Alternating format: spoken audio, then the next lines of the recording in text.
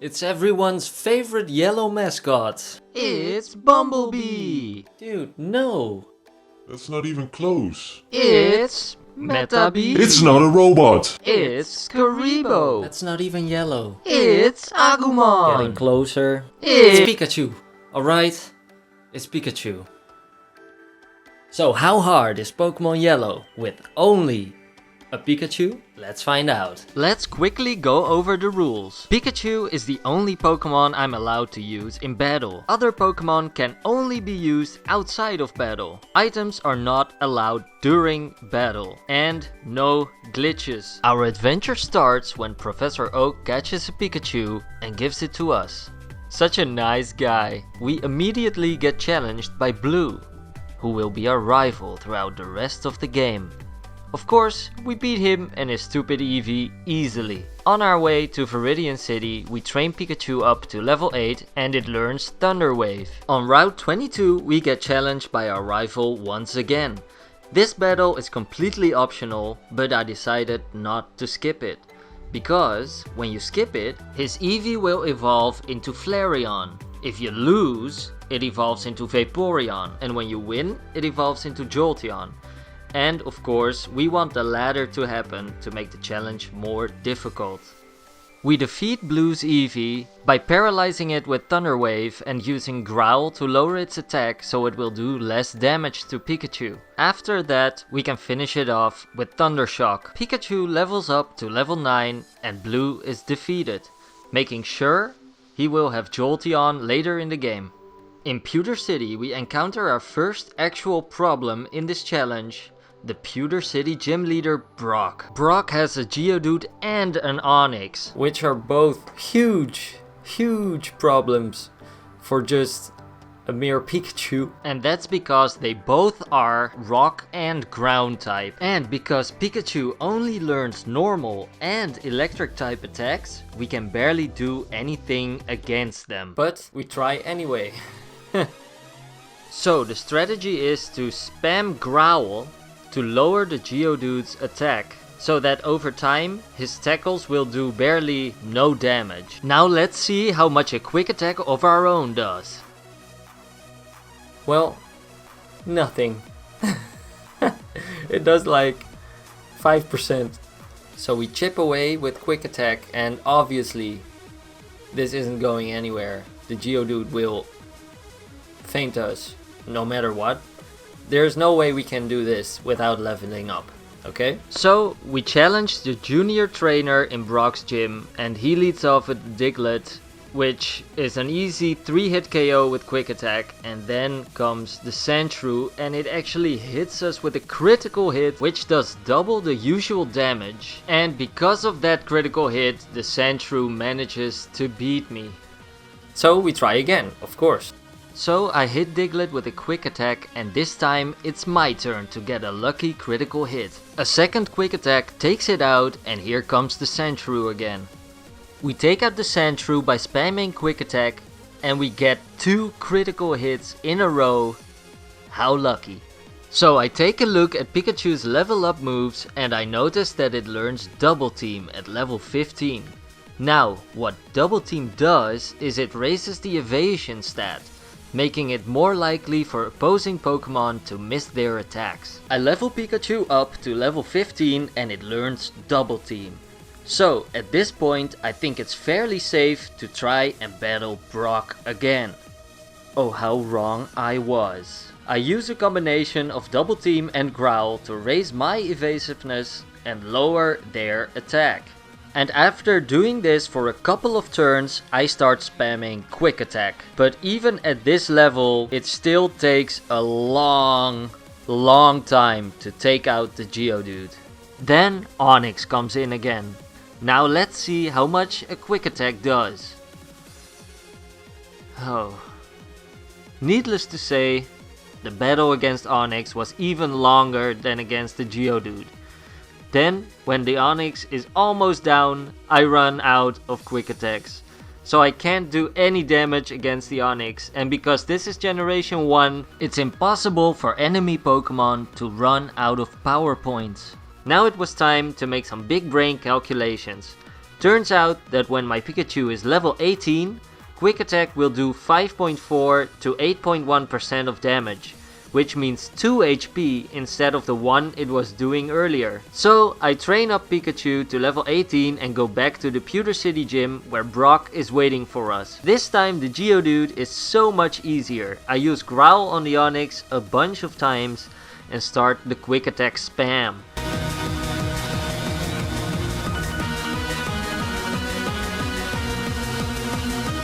And this did take a very long time. But eventually the Onix goes down.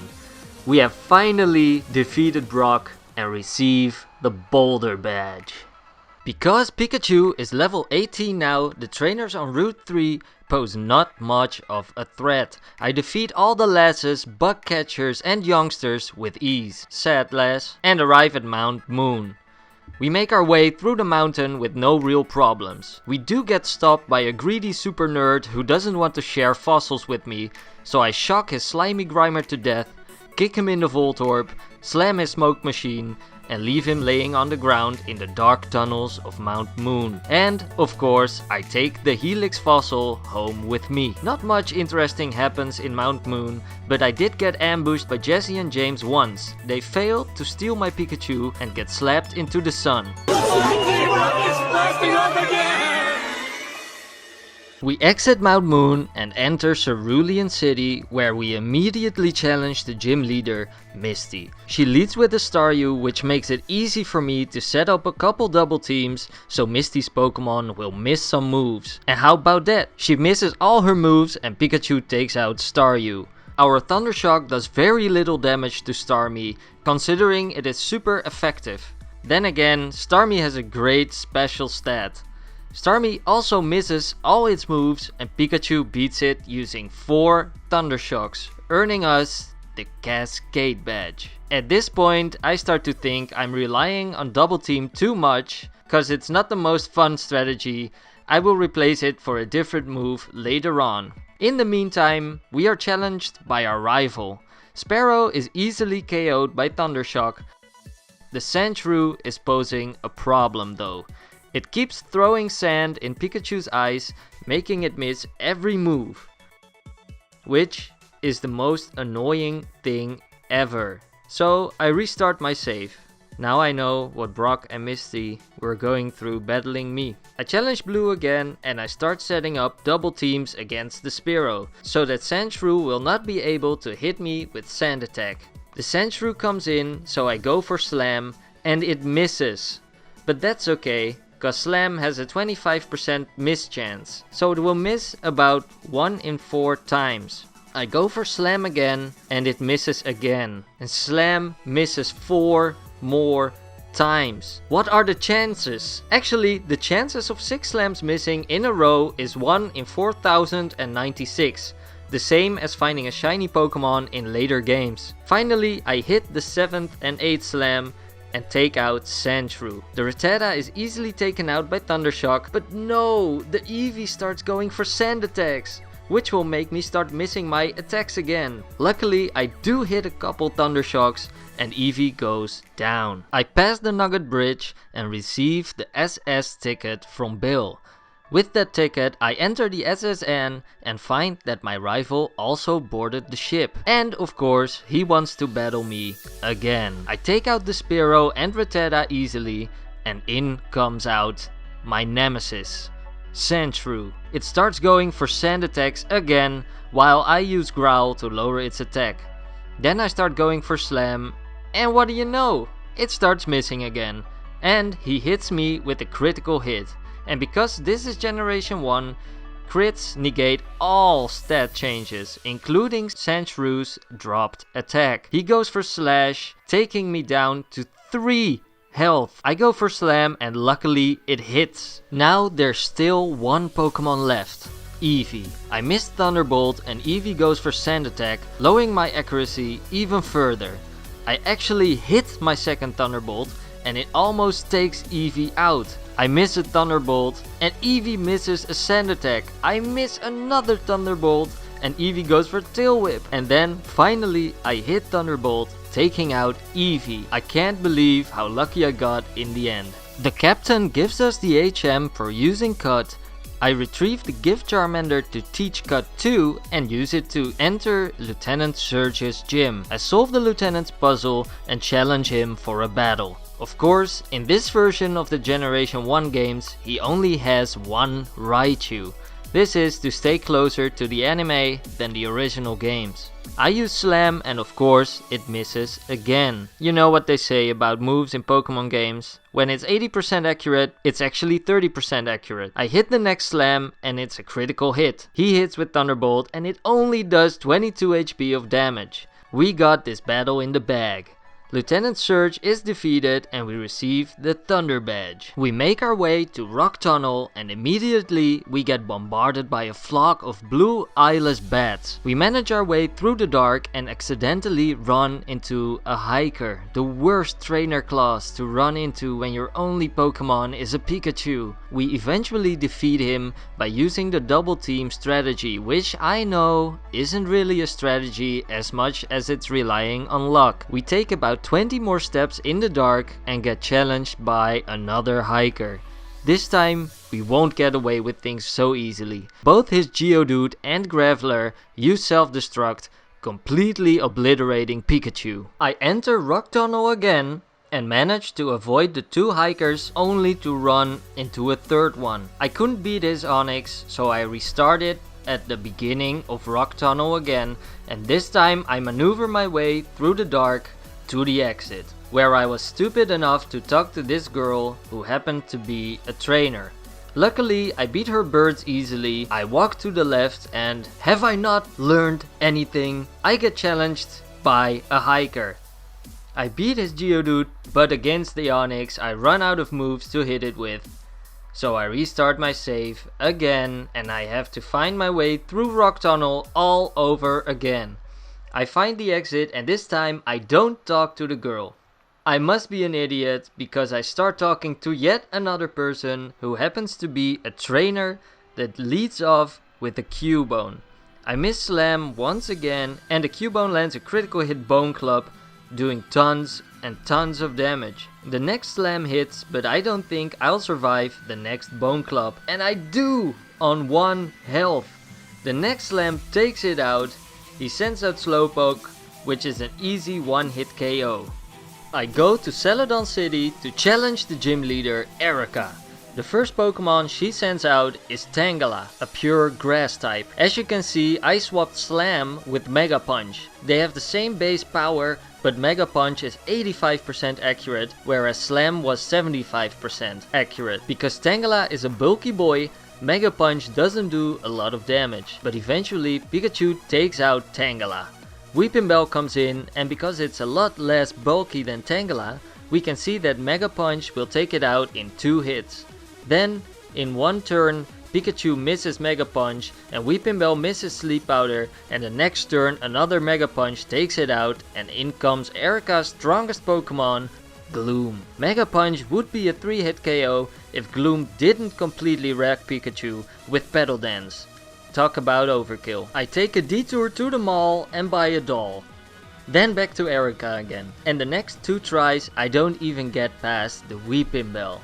Even though I leveled up Pikachu 2 more levels since the first try. On the 4th try I get past the Tangela and the Weepinbell. I made the Tangela faint so many times now, it's just dead tentacles. I managed to almost take out Gloom when it decides to delete me from existence with a Petal Dance. The next try I make it to the Gloom again and hit it with a Mega Punch, and it does over half damage, but Gloom puts me to sleep, making it impossible for me to do anything for a couple turns. It goes for Petal Dance but misses. It hits the next one for big damage and Gloom misses the 3rd hit. It gets confused and hits itself in confusion on the same turn Pikachu wakes up and finishes off the Gloom, beating Erica and earning us the Rainbow Badge. We managed to find our way through the nauseating Rocket Game Corner to stare at Giovanni menacingly. The boss of Team Rocket could pose a huge threat because he is a ground type trainer. He leads off with Onix, but this time I came prepared. Pikachu now knows the move Submission. An 80 base power fighting type attack that also hurts the user a little bit. And Submission works wonders against Onyx, almost taking it out. Submission misses against the Rhyhorn, but hits the next turn, taking it out in one hit. Giovanni's final Pokemon is Persian, and I take it out with a critical hit Thunderbolt. Pikachu is starting to become a threat. I enter the Pokemon Tower of Death in Lavender Town and walk into my rival, beating all of his Pokemon easily. I rescue Mr. Fuji and he gives me the Pokeflute. I then go to Silph Company where my rival is waiting for me, but this time his Pokemon are actually high level and he leads off with a level 38 Sandslash. This isn't looking great for me. I go for Mega Punch and a critical hit brings him down to half health. His Poison Sting does barely any damage to me. I miss the next Mega Punch and he uses Sand Attack. I miss again and he crits me with Slash, doing a lot of damage. The next two Mega Punches luckily hit and we take out the Sand Slash. Ninetales is next and it takes me out with Ember. On the next try, I get past the Sand Slash with low health again and get lucky against the Ninetales. It goes for Tail Whip instead of Ember and I take it out. Cloyster and Kadabra were very easy KOs. His final Pokemon Jolteon was actually faster than Pikachu and hit me with Pin Missile. But Pikachu lives and misses a Mega Punch, so the Jolteon can take me out next turn. This time I start setting up double teams because I was done with losing to my rival and I wanted him to miss his attacks. What I remembered too late was that Swift never misses, so even though I set up a couple double teams, the Sandslash kept hitting me. I managed to take out the Sandslash with very low health left. Ninetales starting off with Quick Attack made me very nervous, but luckily he missed. I then took it out with two Mega Punches. The Cloyster and Kadabra were easy kills again, and in comes the Jolteon. Jolteon misses Sand Attack and Pin Missile and I beat my rival. And again, I face off against Giovanni. I take out Nidorino, Persian and Rhyhorn easily, but Nidoqueen poses a problem. After almost taking it out, it stomps me with Double Kick and I'll have to try again. Luckily, the next try went my way and Pikachu beats Nidoqueen. I give the little girl the doll I bought earlier and she gives me the TM31 Mimic. I immediately replace Double Team with Mimic and enter Sabrina's gym. This wasn't the greatest idea. Even though her Abra and Kadabra are easily beat, her Alakazam Psychic sends Pikachu to a different dimension. So I decided to come back to Sabrina later and went directly to Koga. Koga leads off with a Venonat and Thunderbolt does a ton of damage, but unfortunately I missed the Mega Punch that would have taken it out. But luckily, Koga goes for an X attack. My next Mega Punch takes it out. The two Venonat following the first one were easier to take out though. And his final Pokemon is a very annoying Venomoth that knows Double Team and Toxic, basically making Pikachu not able to hit it while slowly dying from the poison. I try mimicking the Double Team, but it's already too late. On the next try, I just wanted to see if spamming the Venomoth with Thunderbolt would work. And it did.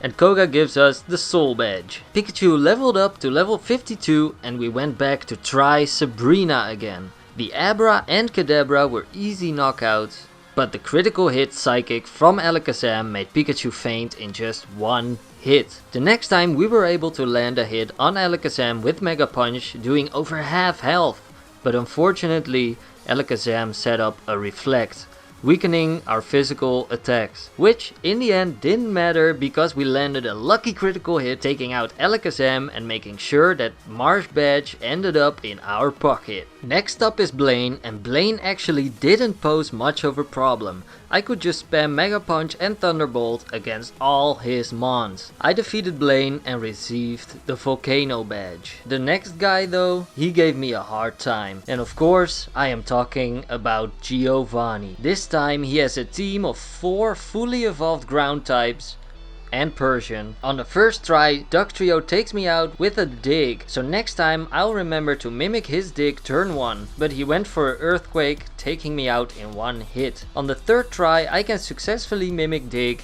and use it on the turn he goes underground, so I obviously dodge his Dig and land mine. And then I can easily take him out with Mega Punch. In comes Persian and I use Thunderbolt. Giovanni decides to use a guard spec and my next Thunderbolt takes out Persian. Then he sends out a huge threat, Nidoqueen. And on the turn Pikachu digs his way underground, Giovanni uses another guard spec. Giovanni. He protect, he attack, but most importantly, he used guard spec. Dig does a ton of damage on the Nidoqueen, but her Earthquake takes Pikachu out in one hit. This happens 3 more times. So I train up Pikachu to level 63 and try again. This time getting stomped by Giovanni's good ol' Rhydon. So I level up Pikachu to level 66 and challenge Gio again. This time I mimic Dugtrio's Earthquake and Giovanni uses a guard spec. Pikachu is now at a high enough level that Earthquake takes out the Dugtrio in one hit. Persian comes in and Earthquake doesn't take it out, but Giovanni decides to use another guard spec. I take it out with Mega Punch. Earthquake almost takes out the Nidoqueen, but because we leveled up, we survive her Earthquake as well. We take it out with a Mega Punch and in comes Nidoking. I decide to use a Mega Punch so that the next Earthquake will take it out, hoping that Giovanni would use a guard spec, and he actually did. Giovanni sends his final threat into battle and Pikachu's Earthquake takes it down under half health, while Giovanni uses yet another guard spec, allowing us to take it out with Earthquake next turn. We got so lucky, but I'm glad I don't have to face him again. We really earned this Earth badge. The final rival battle wasn't too interesting cause we beat him easily, and now that we got our 8 gym badges we can challenge the Elite Four, starting with the first one, Lorelei.